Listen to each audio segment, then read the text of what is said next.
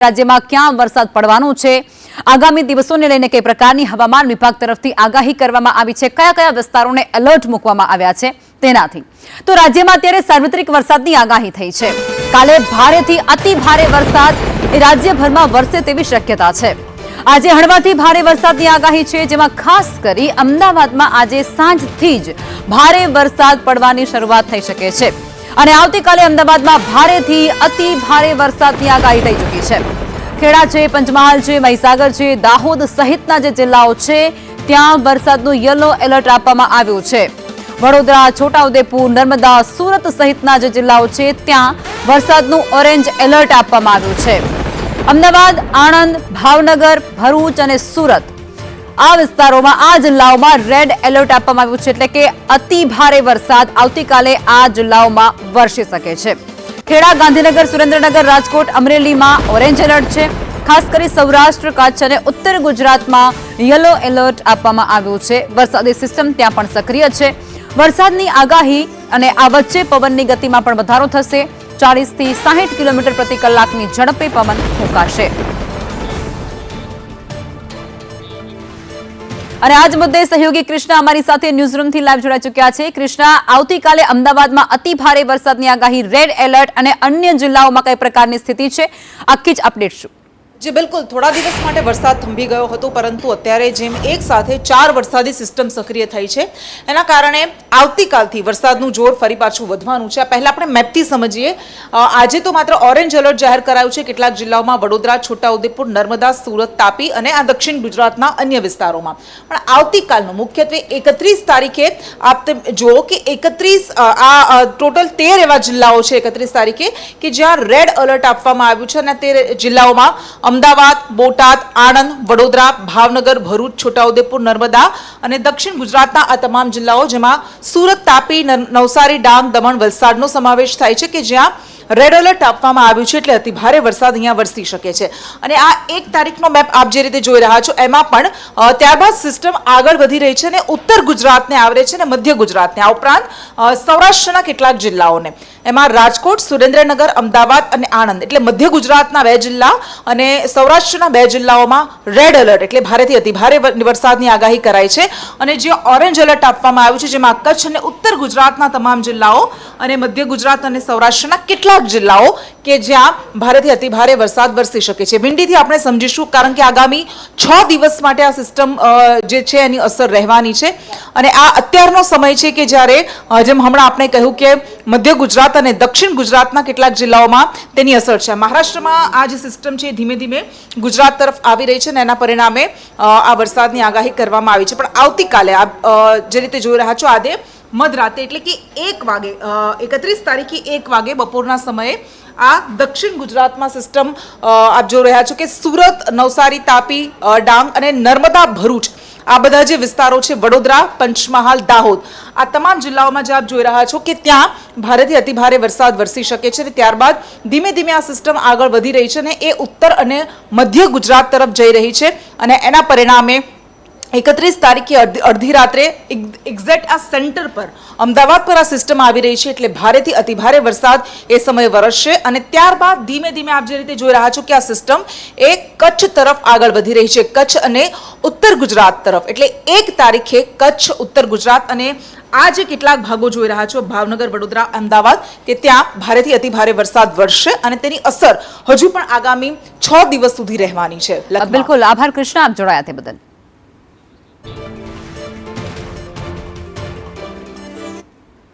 ગુજરાતમાં મેઘરાજાના વિરામ બાદ અતિ ભારે વરસાદની ફરી એકવાર આગાહી કરવામાં આવી રહી છે। રાહત કમિશનર ગૌરાંગ મકવાણાનું આ મુદ્દે નિવેદન પણ સામે આવ્યું છે।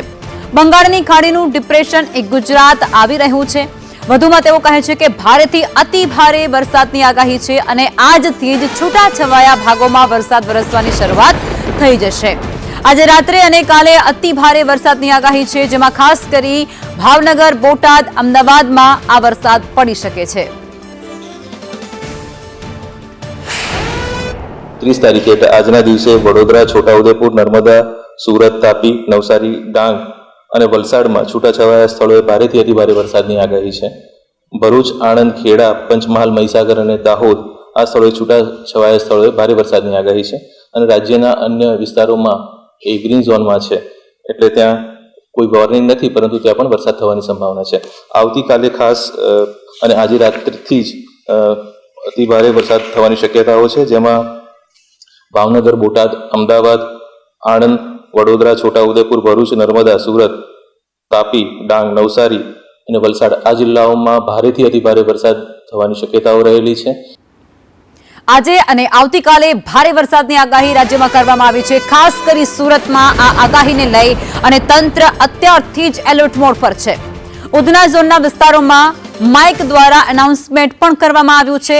ખાસ કરી જે પણ નીચાણવાળા વિસ્તારો છે ત્યાં વસવાટ કરતા લોકોને સાવચેત રહેવાની અપીલ થઈ છે અને ત્યાંથી ખસી જઈ અને અન્ય સુરક્ષિત સ્થળો પર તેમને જવા માટે અત્યારથી સૂચના આપી દેવાય છે, કારણ કે આવતીકાલે અતિ ભારે વરસાદ વરસે તેવી શક્યતા વ્યક્ત કરવામાં આવી રહી છે અને તેને ધ્યાને રાખી તંત્રએ સાવચેતીના સ્વરૂપે આ પગલાં લીધા છે. મહત્વની જાહેરાત તારીખ તથા 31 જુલાઈ 2024 ના રોજ હવામાન વિભાગ દ્વારા ભારે વરસાદ તથા વાવાઝોડાની આગાહી હોય. મહત્વની જાહેરાત તારીખ તથા 31 જુલાઈ 2024 ના રોજ વિભાગ દ્વારા ભારે વરસાદ તથા સુરતમાં ભારે વરસાદની આગાહી છે અને તેને લઈ સુરતનું તંત્ર અત્યારથી જ એલર્ટ મોડ પર આવી ચૂક્યું છે. મનપા અને કલેક્ટર કચેરી તેમજ પોલીસ તંત્રનું સંકલન જોવા મળી રહ્યું છે. કમિશનર એમ નાગરાજને આ વિશેષ માહિતી આપી છે, મહત્વની માહિતી આપી છે. એનડીઆરએફ અને એસડીઆરએફની ટીમો એ ડિપ્લોયમેન્ટ પોઝિશન પર તૈનાત કરાઈ છે. તમામ નીચાણવાળા વિસ્તારોમાંથી લોકોનું સુરક્ષિત સ્થળાંતર અત્યારથી જ કરી લેવાયું છે. આશ્રય સ્થાનો પર પ્રાથમિક સુવિધાઓ પણ સંપૂર્ણપણે ઉપલબ્ધ કરાવી દીધી છે. જોખમી જે હોર્ડિંગ્સ છે, જે શેડ છે, તેને પણ ઉતારી લેવાના આદેશો આપી દેવાયા છે.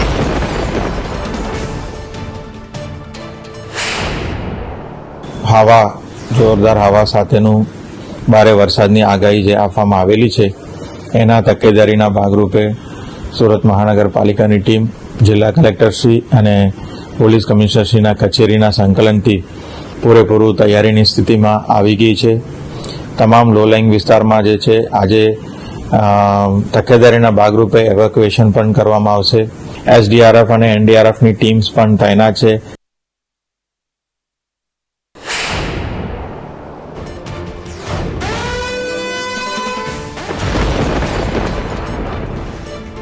31 જુલાઈએ ભારે વરસાદની સુરતમાં સંભાવના હોવાને કારણે નાગરિકોને કામ વગર ઘરની બહાર ન નીકળવાની પણ ખાસ અપીલ થઈ છે. કલેક્ટર અને તંત્ર દ્વારા મનપા દ્વારા અનુરોધ કરવામાં આવ્યો છે તમામ લોકોને સંબોધીને. આજે ઓરેન્જ એલર્ટ, આવતીકાલે રેડ એલર્ટ અને 1 તારીખે ફરીથી ઓરેન્જ એલર્ટની ભારે પવન સાથે વરસાદની આગાહી સુરત જિલ્લામાં કરવામાં આવી છે. તે સંદર્ભે સુરત મ્યુનિસિપલ કમિશનર દ્વારા તમામ તૈયારી કરી દેવામાં આવી છે. સાથે સાથે જિલ્લાની અંદર જિલ્લા વિકાસ અધિકારીશ્રી દ્વારા પણ તમામ તાલુકા વિકાસ અધિકારીઓને એલર્ટ કરવામાં આવ્યા છે. એ સાથે સાથે પ્રાંત અધિકારીશ્રી અને મામલતદારશ્રીઓને પણ એલર્ટ કરવામાં આવ્યા છે. તે પૈકી નીચાણવાળા વિસ્તારોમાં જ્યાં પાણી ભરાવાની શક્યતા રહે છે ત્યાંથી સ્થળાંતર કરવા માટેની સૂચના આપવામાં આવી છે. રાજ્યભરમાં આવતીકાલે ભારે વરસાદની શક્યતા છે, આગાહી વ્યક્ત થઈ છે હવામાન વિભાગ તરફથી. ત્યારે ગાંધીનગરમાં આવતીકાલે શાળા અને કોલેજોમાં રજા જાહેર થઈ ગઈ છે. ભારે વરસાદને કારણે આગાહીના પગલે આ રજા જાહેર થઈ રહી છે. જિલ્લા શિક્ષણ અધિકારી દ્વારા આ મોટો નિર્ણય કરવામાં આવ્યો છે. બાળકોની સુરક્ષાને ધ્યાને લઈ અને વાલીઓમાં ચિંતા ઘટે તેને લઈ અને આ ખાસ નિર્ણય એ તંત્રએ કર્યો છે.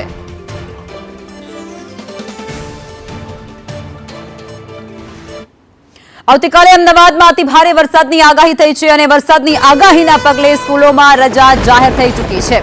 સલામતીના ભાગરૂપે શાળા કોલેજોમાં રજા જાહેર કરવાનો મોટો નિર્ણય થઈ ચૂક્યો છે. 31 જુલાઈએ સ્કૂલોમાં રજા જાહેર કરવામાં આવી છે. તમામ શાળાઓ બંધ રહેશે. અમદાવાદમાં આવતીકાલે ભારેથી અતિ ભારે વરસાદની આગાહી કરવામાં આવી છે. અમદાવાદ જિલ્લો એ રેડ એલર્ટ પર છે અને જેને અનુસંધાને શાળા અને કોલેજોમાં રજા જાહેર કરવામાં આવી છે. શૈક્ષણિક કાર્ય એ બંધ રહેશે આવતીકાલે, કારણ કે વરસાદને લઈ અને પરિસ્થિતિ વણસે તેવી સંભાવના અત્યારથી જ વ્યક્ત કરવામાં આવી રહી છે. 31 જુલાઈએ જિલ્લાની તમામ શાળા કોલેજો બંધ રહેશે.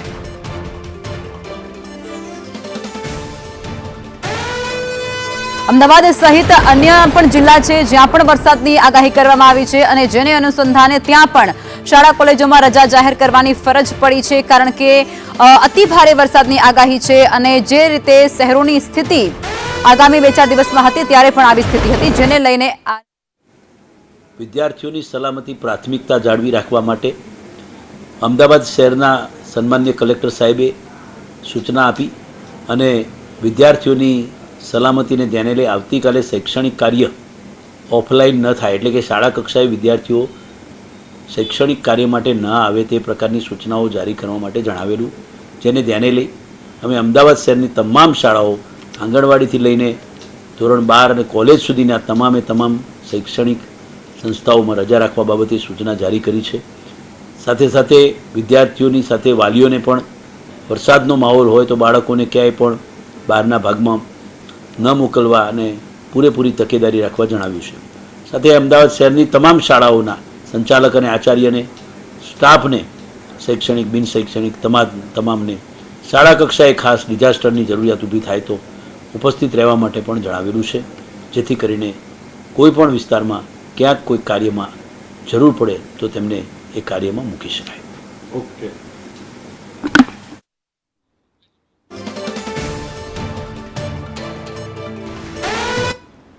આ સાથે જ વડોદરામાં પણ ભારે વરસાદની આગાહી છે અને તેના પગલે તંત્ર દ્વારા વડોદરાવાસીઓને સાવચેતીના પગલાં ભરવા માટે અને ખૂબ સાવચેત રહેવા માટે અપીલ કરાઈ છે. આવતીકાલે તમામ શાળા કોલેજો અને શૈક્ષણિક સંસ્થાઓ બંધ રાખવાનો મહત્વપૂર્ણ આદેશ છૂટ્યો છે.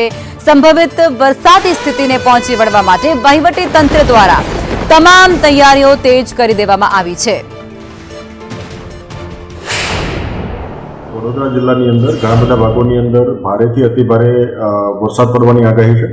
મોટાભાગે મોડી રાતના સમયથી લઈને આવતીકાલના સમય દરમિયાન આ આગાહી છે કે આગામી 24 કલાક દરમિયાન આપણા માટે વિશેષ કરીને સંકટ થોડું વધારે છે. એટલે આપ વિશેષ કરીને સુરક્ષિત સ્થાન રહો, આપ પોતે સુરક્ષિત રહો એ માટેના તમામ પ્રયાસો આપણે કરવાના છે. તમામ શૈક્ષણિક સંસ્થાઓમાં આપણે આવતીકાલે રજા જાહેર કરી છે. પાટણ જિલ્લામાં ભારે વરસાદની આગાહી થઈ છે અને આગાહીને પગલે વહીવટી તંત્ર એ સજ્જ છે. તમામ શાળા કોલેજો અને આઈટીઆઈમાં રજા જાહેર કરી દેવાઈ છે. 31 જુલાઈથી 2 ઓગસ્ટ દરમિયાન રજા જાહેર થઈ છે. તમામ સરકારી અધિકારીઓને હેડક્વાર્ટર રહેવા માટે આદેશ પણ છૂટી ચૂક્યા છે. પરિસ્થિતિ બનશે તો તેને પહોંચી વળવા માટે તમામ પ્રકારની તૈયારીઓ અત્યારથી જ તંત્ર કરી રહ્યું છે.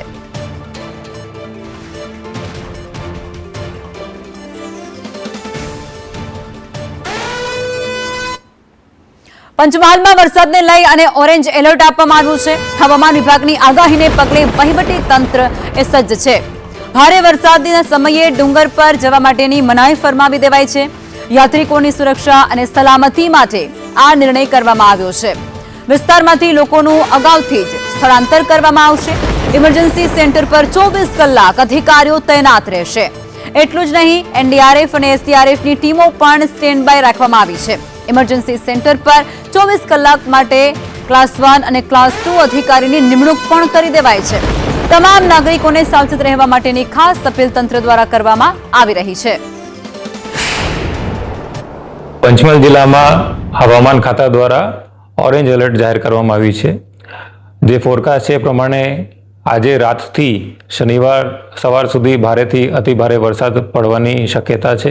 પાવાગઢ માટે અમે એવું નક્કી કર્યું છે, આવતીકાલ અગર સવારે ભારે વરસાદ ચાલુ હશે તો સ્થાનિક જે તંત્ર છે એમને અમને સૂચના આપી છે કે અમારું જાહેરનામું તો સવારે 4 વાગ્યા સુધીનું છે, પરંતુ ભારે વરસાદ ચાલુ હોય તો પછી જે સ્ટેર છે જે છે એનું કમ્પ્લીટ જે સ્ટેર છે એને બંધ કરી દેશે અને જ્યારે સેફ લાગે કે પરિસ્થિતિ સામાન્ય થઈ ગઈ છે તો જ એને ચાલુ કરવામાં આવશે.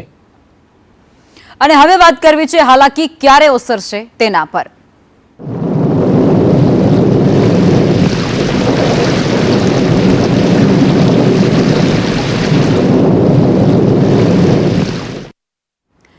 ભારે વરસાદ વરસ્યો હતો રાજ્યમાં અને જેને લઈ વલસાડ જિલ્લાના ધરમપુર અને કપરાડાના પહાડી વિસ્તારોના રસ્તાઓ ભારે બિસ્માર થઈ ગયા છે. ત્યાં ભારે નુકસાન થયું છે. ઘણા કોઝવે તૂટી ચૂક્યા છે, ઘણા પાણીમાં હજુ ગરકાવ છે.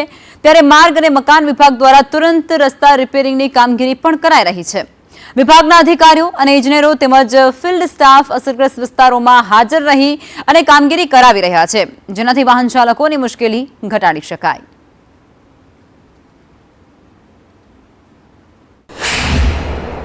તાત્કાલિક ધોરણે કામગીરી હાથ ધરતા એપ્રોચ ધોવાઈ ગયેલો હતા, એમને તાત્કાલિક રિપેર કરવામાં આવ્યા.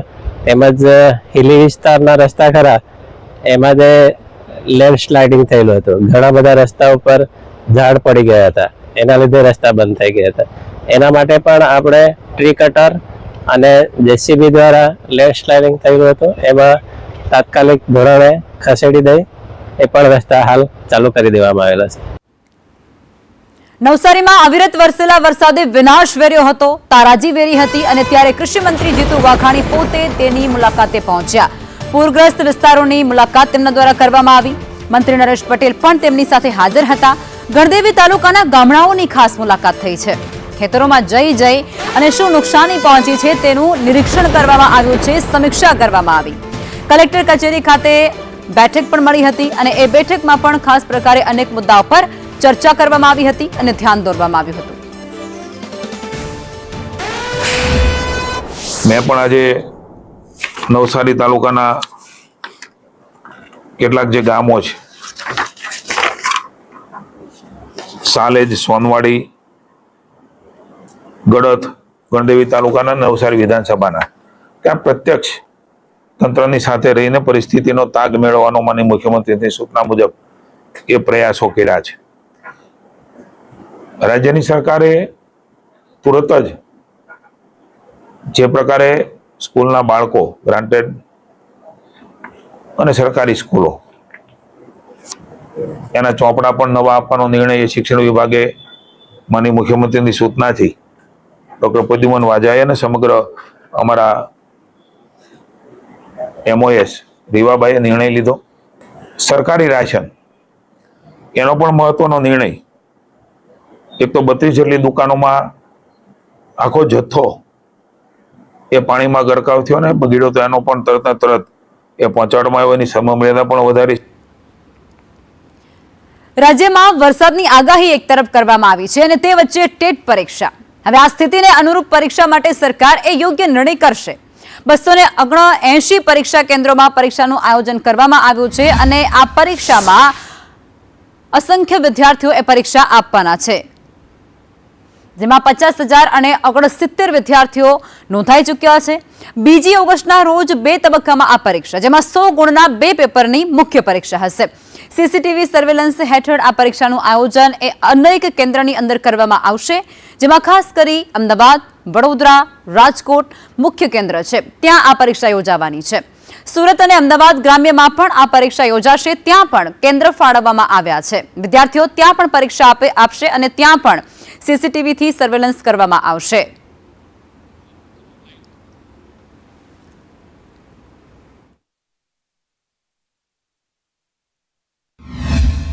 ટાટ હાયર સેકન્ડરીની પ્રિલિમ પરીક્ષા પહેલાં યોજવામાં આવી હતી. હવે એની મુખ્ય પરીક્ષા છે એનું આયોજન આ રવિવારે 2 ઓગસ્ટના રોજ કરવામાં આવેલ છે. 2 પેપર છે. પહેલું પેપર છે 10:30 થી 1 કલાક સુધી છે અને બીજું પેપર છે 3 થી 6 સમયગાળા દરમિયાન યોજાનાર છે.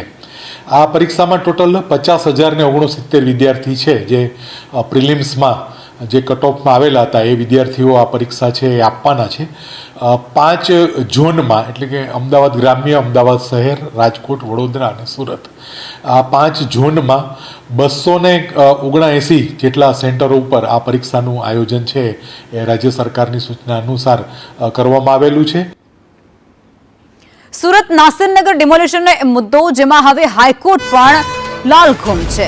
ડિમોલિશન મામલે હાઈકોર્ટમાં સુનાવણી થઈ અને તે દરમિયાન ફરી એકવાર હાઈકોર્ટે સરકાર સામે નારાજગી વ્યક્ત કરી છે, જેમાં હાઈકોર્ટ કહે છે કે જવાબદાર કમિશનર સામે પગલાં કેમ નથી લેવાયા, જવાબદારોને કેમ બચાવવામાં આવી રહ્યા છે, કમિશનર સામે નિષ્પક્ષ તપાસ કરવામાં આવે તેવું હાઈકોર્ટ દ્વારા સૂચન અપાયું છે.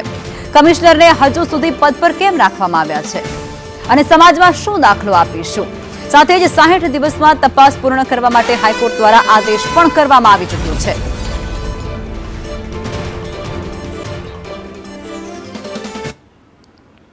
અને આ જ મુદ્દે સંવાદદાતા જયેન્દ્ર અમારી સાથે જોડાઈ ચૂક્યા છે. જયેન્દ્ર, સુરતનું નાસિરનગર ડિમોલેશન જેને કોઈ જ નથી ભૂલ્યું અને તે મુદ્દે હવે હાઈકોર્ટ પણ વારંવાર ટકોર કરી રહી છે અને ફરી એકવાર અલ્ટિમેટમ પણ આપવામાં આવ્યું છે, સમય નિર્ધારિત કરી દેવાયો છે અને કમિશનરને શું કામ નથી હટાવવામાં આવતા અને તેના પર શું કામ કાર્યવાહી નથી થતી, એવા વેધક સવાલો થયા છે.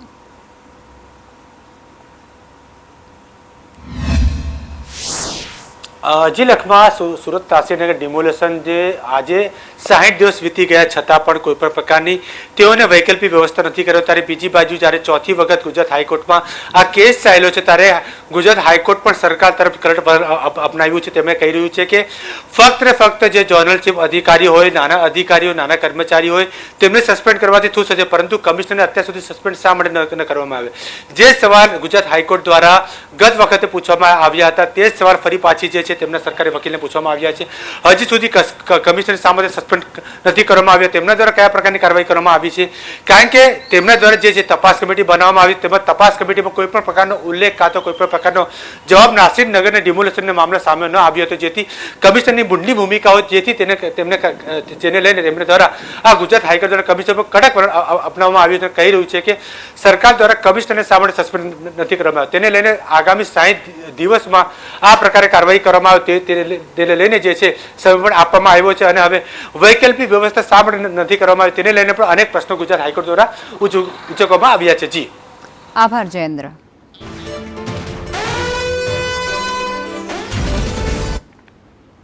બુલેટિનમાં આગળ વધીએ તે પહેલા રોકાઈશું એક નાનકડા વિરામ માટે. આપ જોતા રહો સંદેશ ન્યૂઝ.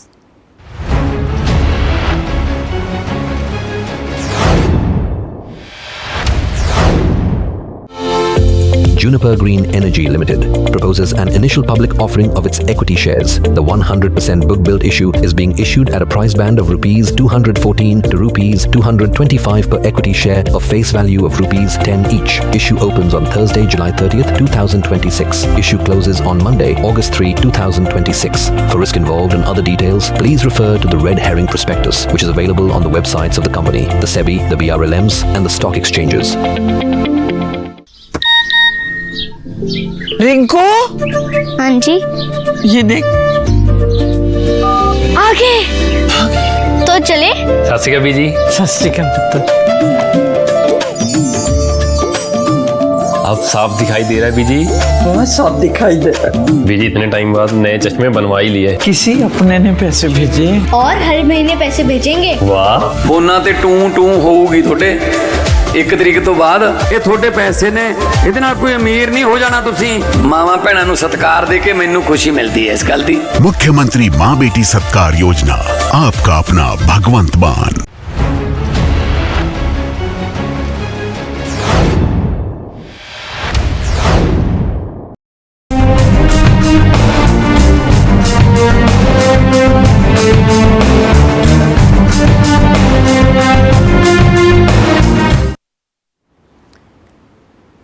Welcome back. સમાચારોમાં આગળ વધીએ અને જોઈએ કે ચૂંટણીમાં બબાલ ક્યાં થઈ. વડોદરા માંજલપુર પેટા ચૂંટણીમાં બબાલ થઈ છે. ભાજપ અને કોંગ્રેસના કાર્યકર્તાઓ વચ્ચે ઘર્ષણ થયું, એ લોકો બાંખડ્યા, જેમાં ભાજપ અને કોંગ્રેસના કાર્યકરો વચ્ચે મારામારી સુધી વાત પહોંચી ગઈ. વૈષ્ણવ સોસાયટી નજીક મારામારીની ઘટના બની, જેમાં ભાજપના કાર્યકરો એ ભારત માતા કી જયના નારા લગાવતા પણ જોવા મળ્યા હતા, એકબીજાના શર્ટ પકડતા જોવા મળ્યા હતા. અફરાતફરીનો માહોલ પણ એ વિસ્તારમાં મચી ચૂક્યો હતો અને બંને પક્ષના જે કાર્યકર્તાઓ છે એ મારામારી સુધી ઉતરી આવ્યા. પહેલા બોલાચાલી થઈ હતી અને ત્યારબાદ મામલો એ વધુ વણસ્યો અને આખરે એ બાબત એ છેક મારામારી સુધી પહોંચી ગઈ. થયું હતું તેને લઈને હાલ અહીંયા તપાસ કરવામાં આવશે, ત્યારબાદ અહીંયા કાર્યવાહી કરવામાં આવશે. સૌથી મહત્વની વાત એ છે કે શાંતિપૂર્ણ મતદાન થવું જોઈએ, પરંતુ તેની વચ્ચે મામલો અહીંયા બિચક્યો છે. ભાજપને ભય લાગી ગયો છે કે અમે લોકો હારી જવાના છે. આ ખોટી તાનાશાહી કરે છે. આ તાનાશાહી કોઈ દિવસ ચાલવા નહીં દેવાય. મને તો આ ઘટના બની અહીંયા એની પહેલા મેં ફરિયાદ પણ આપી હતી, પોલીસને બોલાવી હતી. આચારસંહિતાનો ભંગ કરી રહ્યા છે, કેસ ઢોલ નગારા સાથે ડોર ટુ ડોર પ્રચાર કરી રહ્યા છે. તો ક્યાં છે ચૂંટણી કમિશન, શું છે પોલીસ તંત્ર?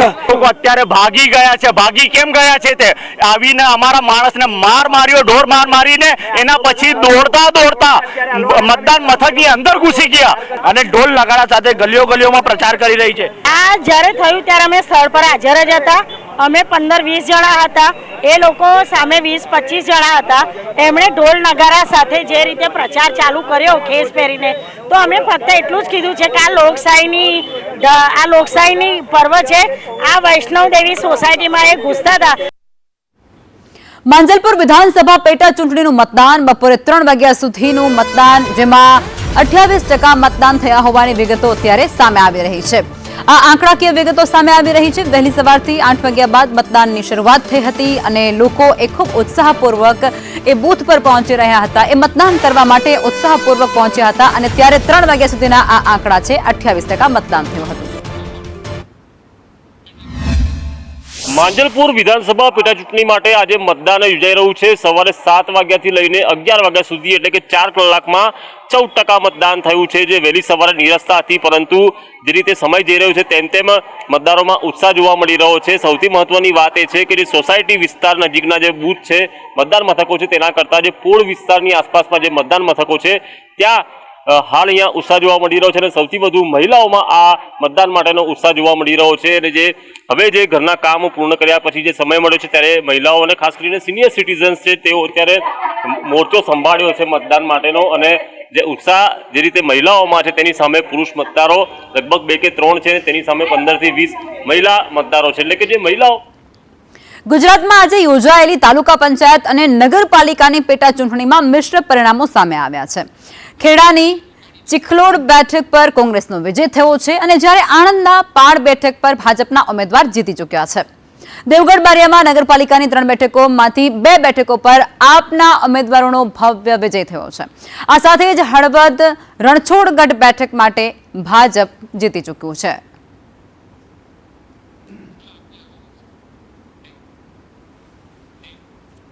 જૂનાગઢ અને ભાવનગરના અલગ અલગ એવા ઘણા વિસ્તારો છે જેમાં સિંહ દેખાતાની સાથે જ સુરક્ષા ટીમ તૈનાત કરાઈ છે. જૂનાગઢના ગિરનારમાં 3 સિંહ દેખાતા વન વિભાગ પેટ્રોલિંગમાં લાગી ચૂક્યું છે અને પેટ્રોલિંગ વધારી પણ દીધું છે. ભાવનગરના સોડવદરા ગામમાં પણ સિંહણનો એક વિડીયો વાયરલ થયો છે. વર્તેજ અને નવા ગામના ખેડૂતોમાં આ વિડીયોને જોઈ ફફડાટ વ્યાપી ગયો છે. વન વિભાગે ગ્રામજનોને સાવચેત રહેવા માટે ખાસ અપીલ કરી છે.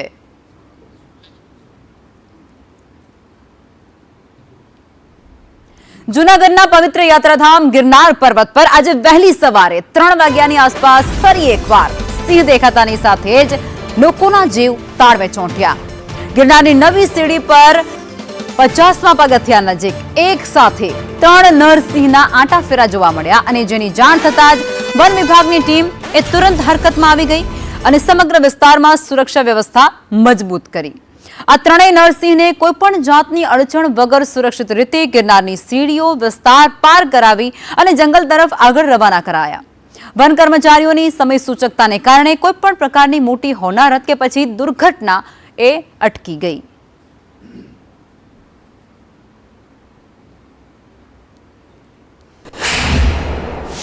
ગિરનારના 50 પગથિયા પર ફરીથી ગત મોડી રાત્રે 3 સિંહો જોવા મળ્યા હતા અને લોકોની સલામતી માટે જે છે તે વન વિભાગનો સ્ટાફ ખડેપગે અહીં રહી ચૂક્યો છે. ખાસ કરીને એ જ જગ્યા છે જ્યાં સિંહોનો કોરિડોર ગણવામાં આવી રહ્યો છે અને 11 જુલાઈના રોજ અહીં જે ઘટના બની હતી તેને લઈને સમગ્ર દેશમાં જે છે તે સનસનાટી મચી ગઈ હતી. આ સમગ્ર ઘટનાને પગલે અહીંથી જે 3 સિંહો પસાર કરવામાં આવી હતા ત્યારે વન વિભાગના સ્ટાફ દ્વારા છે તે સીડીઓ પર પ્રવાસીઓને રોકી દેવામાં હતા અને ખડેપગે રહીને જે સિંહ 3 પસાર ન થઈ ત્યાં સુધી તમામ જે પ્રવાસીઓ રોકી દેવામાં હતા. ત્યારબાદ જે વ્યવસ્થિત રીતે કોરિડોર કરી અને સિંહોને છે તે જંગલમાં ખસેડવામાં આવ્યા હતા અને ઉપરથી ફરીથી રાબેતા મુજબ આજે છે તે પ્રવાસીઓનો જે પ્રવાહ છે તેને ચાલુ કરવામાં આવ્યો હતો. ખાસ કરીને આ એ જગ્યા છે કે જ્યાં 11 જુલાઈના રોજ ઘટના બની હતી. ત્યારબાદ વન વિભાગની ટીમ દ્વારા સતત પેટ્રોલિંગ કરવામાં આવી રહ્યું છે અને શાસનની ટ્રેકર ટીમ દ્વારા પણ અહીં જે છે તે પેટ્રોલિંગ કરવામાં આવી રહ્યું છે અને આ સિંહોને જે છે તે સલામત સ્થળે ખસેડવા માટેનો વન વિભાગ દ્વારા પ્રયત્ન કરવામાં આવ્યો હતો. કીર્તિજા સંદેશ ન્યૂઝ જૂનાગઢ.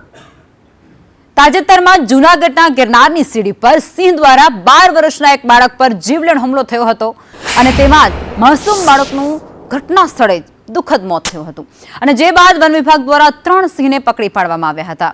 તે તમામ રિપોર્ટ પણ સામે આવ્યા છે. હવે તપાસ રિપોર્ટ અનુસાર 2 સિંહે બાળકનું માંસ ખાધું હોવાની પણ પુષ્ટિ થઈ છે. આ બંને સિંહને હવે સક્કરબાગ ઝૂમાં આજીવન દેખરેખ હેઠળ કેદ કરાયા છે, જ્યારે 3 પૈકી એક સિંહને જેનો રિપોર્ટ નેગેટિવ આવ્યો છે ગિરનારમાં પ્રવાસીઓની ભારે અવરજવર હોવાને કારણે આ સિંહના આક્રમક વર્તન પર હજુ દેખરેખ રખાશે અને નિરીક્ષણ બાદ તેને મુક્ત કરવા અંગે આખરી નિર્ણય થશે.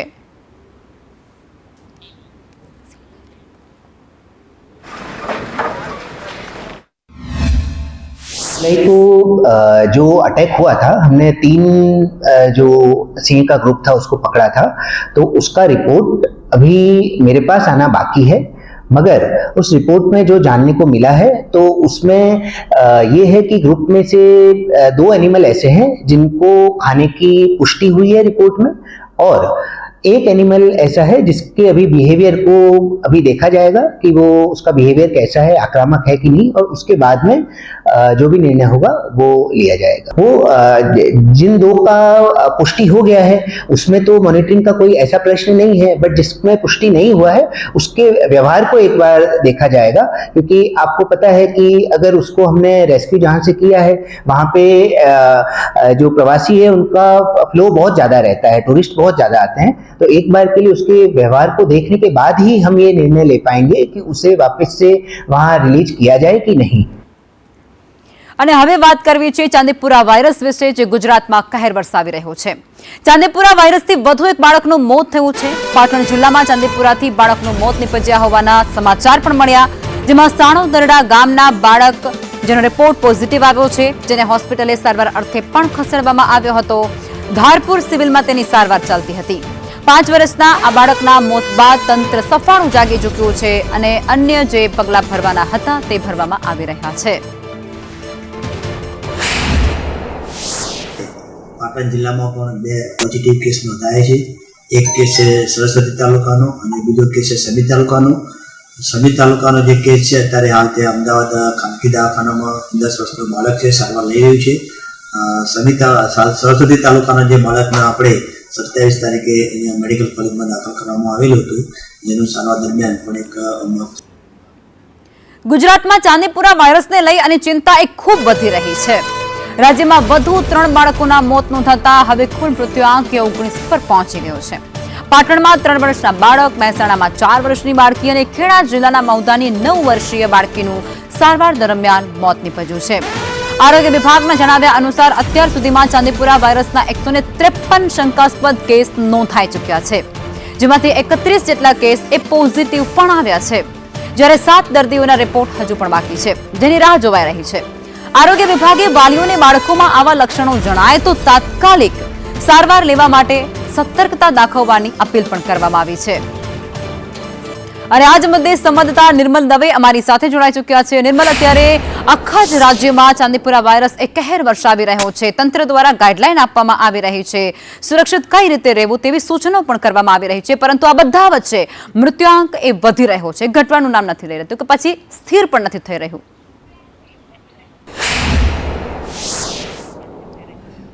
બિલકુલ, ચાંદીપુરા વાયરસે રાજ્યમાં હાહાકાર મચાવી દીધો છે અને જે રીતે કેસ ઉપરાછાપરી વધતા જઈ રહ્યા છે ત્યારે લોકોમાં હવે ડરનો માહોલ ચોક્કસથી ફેલાઈ ગયો છે. જે તાજેતરની સ્થિતિની વાત કરું, સાંપ્રત પરિસ્થિતિની વાત કરું તો અત્યાર સુધીમાં 19 જેટલા બાળકોના ચાંદીપુરા વાયરસને કારણે મોત નીપજ્યા છે અને આ જ કારણસર રાજ્ય સરકારને પણ ચિંતા સરી પડી છે કે આખરે કેવી રીતે તમામ સ્થિતિ પર નિયંત્રણ મેળવવું. તમામ તૈયારીઓ પૂરી કરવામાં આવી રહી છે, તમામ તૈયારીઓ પર અમલ પણ કરવામાં આવી રહ્યો છે, પરંતુ પરિસ્થિતિ એ છે કે કેસ રોકાવાના નામ જ નથી રહી રહ્યા. જે રીતે શંકાસ્પદ કેસોની વાત કરવામાં આવે તો 151 જેટલા શંકાસ્પદ કેસો સામે આવ્યા છે અને તેની તપાસ ગાંધીનગર સ્થિત જીબીઆરસી ખાતે ચાલી રહી છે. જે તપાસ ચાલી રહી છે તેની અંદર કેટલાક સેમ્પલના પરિણામ પણ આવ્યા છે, જ્યારે કેટલાક સેમ્પલના પરિણામ હજુ પણ બાકી છે. તંત્રની તૈયારી પરિપૂર્ણ છે, પરંતુ કેસ વધતા જઈ રહ્યા છે, જેના કારણે ચિંતાનો માહોલ સમગ્ર રાજ્યમાં જોવા મળી રહ્યો છે. જી, આભાર નિર્મલ, જોડાયા તે બદલ.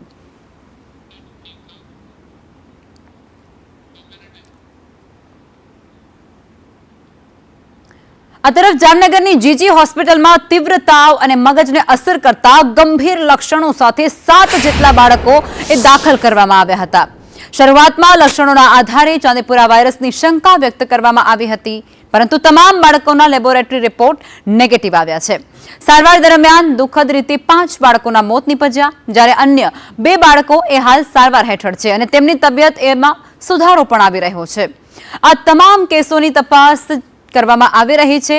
રોગનું ચોક્કસ કારણ જાણવા માટે સેમ્પલ ઉચ્ચ કક્ષાએ લેબોરેટરી માટે પણ મોકલી દેવાયા છે.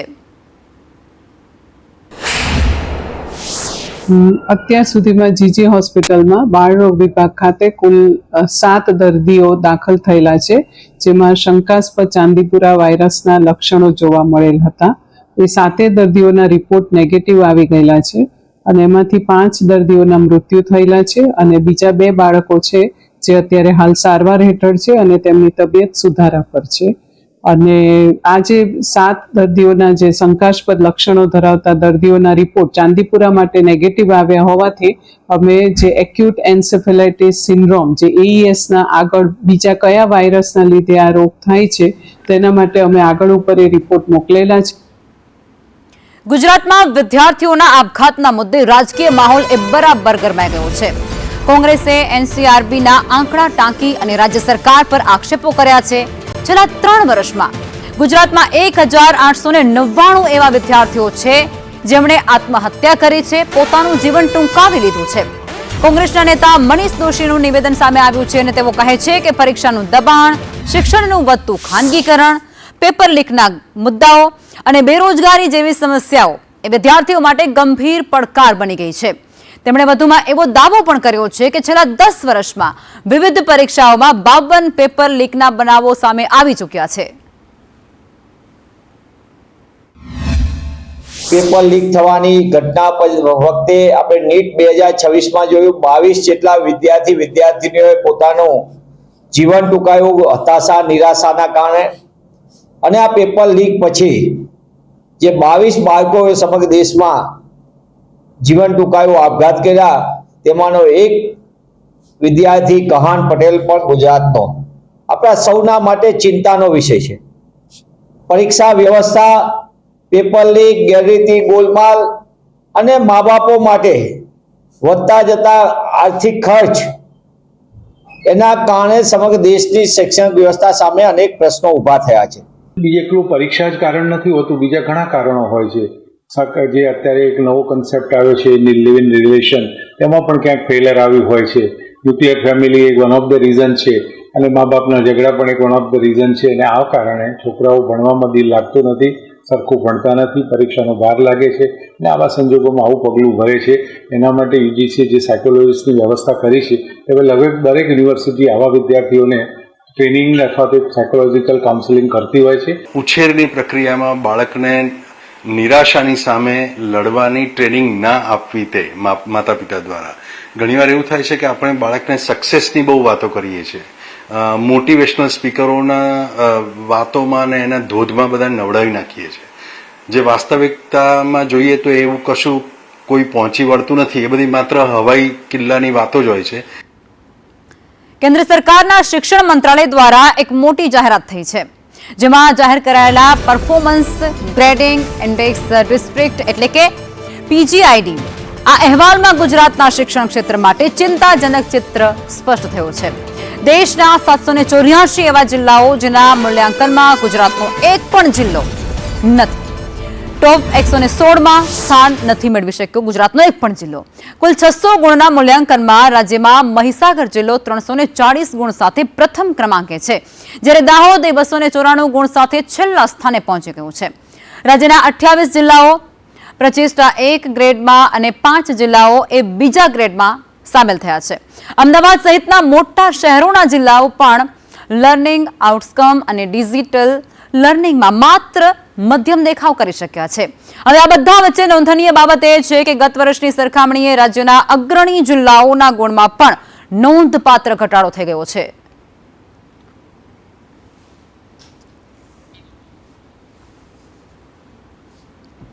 કેન્દ્ર સરકાર ગુજરાતને અન્યાય કરતી હોવાનો દાવો થયો છે. આ દાવો કોંગ્રેસે કર્યો છે.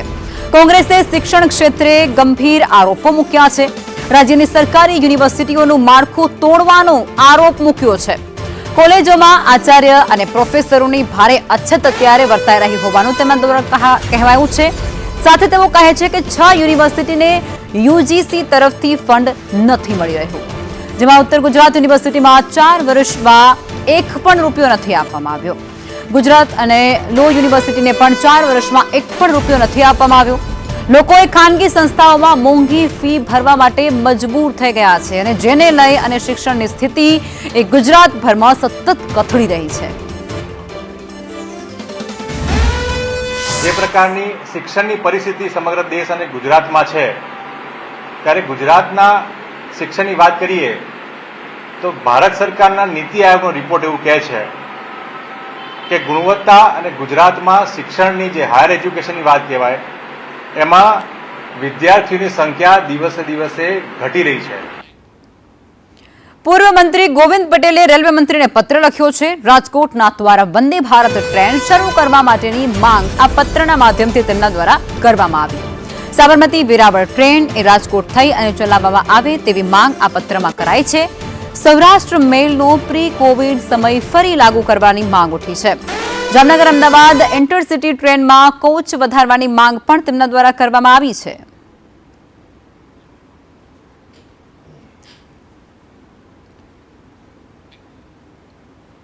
કુદરતી કૃષિ મોલ ખોલવાની પણ માંગ થઈ છે. સાંસદ ગોવિંદભાઈ ધોળકિયા દ્વારા આ માંગ કરાઈ.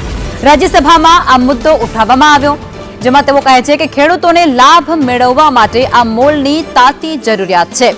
મોટા શહેરોમાં મોલ અથવા વેચાણ કેન્દ્રોની માંગ તેમના દ્વારા કરવામાં આવી છે.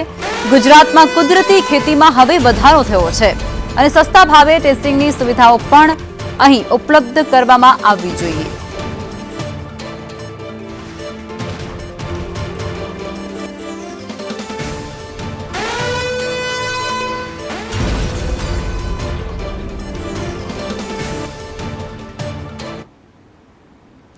ડેપ્યુટી સીએમ હર્ષ સંઘવી એ સ્કોટલેન્ડના પ્રવાસે છે અને જ્યાં તેમણે ગ્લાસગોમાં અમદાવાદ એક્સપિરિયન્સ સેન્ટરનું પણ ભવ્ય ઉદ્ઘાટન કર્યું છે.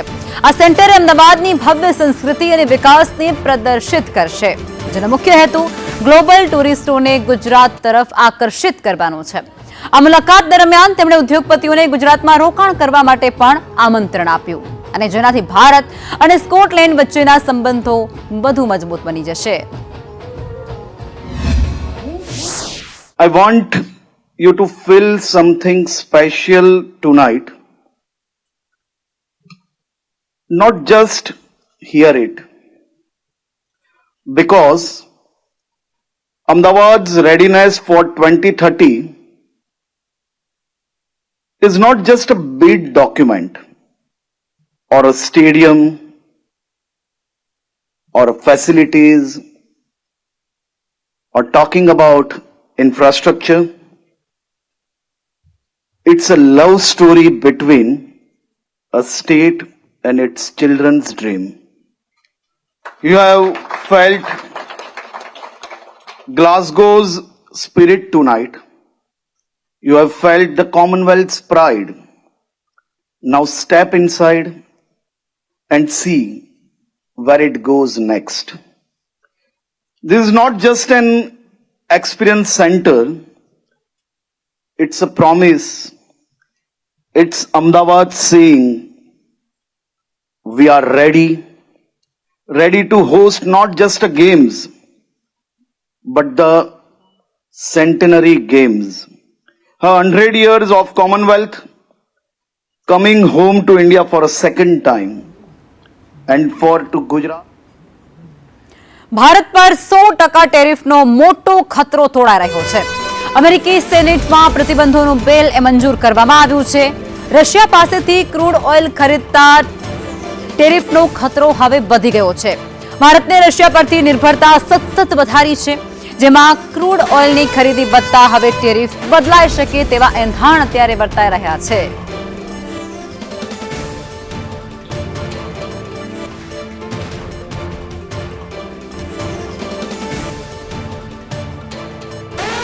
તો ભારત પર ફરી એકવાર ટેરિફનો માર પડે તેવી શક્યતા અત્યારે વ્યક્ત થઈ રહી છે, કારણ કે અમેરિકી સેનેટમાં પ્રતિબંધોનું બિલ મંજૂર કરાયું છે. પાકિસ્તાનમાં છેલ્લા 3 દિવસમાં 40 લોકોના મોત થયા છે. પીઓકેમાં શરૂ થયેલું એ આંદોલન પાકિસ્તાનમાં ફેલાઈ ગયું છે. પાકિસ્તાન સેનાના ફાયરિંગમાં કુલ 40 લોકોના મોત નીપજ્યા છે. રાવલાકોટથી મુઝફ્ફરાબાદ જતી રેલી પર અંધાધૂંધ ગોળીબાર થયો છે, ફાયરિંગ થયું છે. યુએનએ પાકિસ્તાની હિંસા પર ગંભીર ચિંતા વ્યક્ત કરી છે. વિધાનસભા ચૂંટણી પહેલા તણાવ એ પાકિસ્તાનમાં હવે ચરમસીમા પર પહોંચી ચૂક્યો છે. 40 લોકોના ભોગ લેવાઈ ગયા છે. 40 લોકો ફાયરિંગની અંદર મોતને ભેટ્યા છે.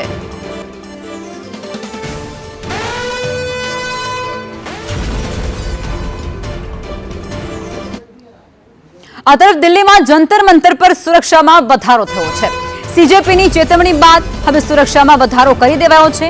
બેરિકેડને વેલ્ડિંગ કરીને જોડવામાં આવ્યા છે અને આરએફએ કંપની 24 કલાક જંતર મંતર પર તૈનાત રહેશે. સીજેપીએ એફઆઈઆર રદ કરવાની માંગ કરી અને અટકાયત કરાયેલા લોકોને મુક્ત કરવાની માંગ કરી છે. इस वक्त हम राजधानी दिल्ली के उस जंतर मंतर पर मौजूद हैं जहां पर पिछले 36 दिनों तक नीट पेपर लीक के खिलाफ आंदोलन चला था, जिसका असर आज भी संसद में गतिरोध के रूप में देखने को मिल रहा है. लेकिन एक बार फिर यही जंतर मंतर फिर चर्चा में है और उसकी सबसे बड़ी वजह यही है कि सीजेपी की तरफ से चेतावनी दी गई है कि जिन प्रदर्शनकारियों के खिलाफ एफआईआर दर्ज की गई है या जिन्हें हिरासत में रखा गया है, अगर उन्हें छोड़ा नहीं जाता है या उनके खिलाफ एफआईआर वापस नहीं ली जाती है तो सीजेपी के प्रदर्शनकारी एक बार फिर इसी जंतर मंतर पर आएंगे.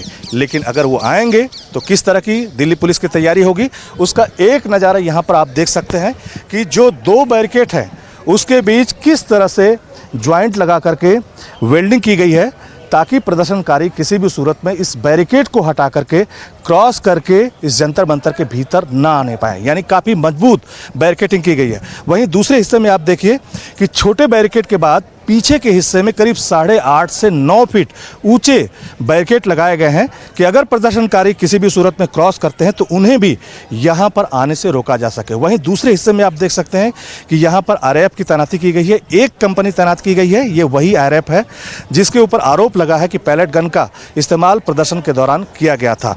तो एक बार यही जंतर मंतर 36 दिनों बाद फिर चर्चा में दिखाई दे रहा है. वहीं दूसरी तरफ दिल्ली पुलिस की तरफ से तमाम सारी तैयारियां की जा रही हैं कि प्रदर्शनकारी एक बार फिर यहां पर अपना डेरा न जमा पाएं.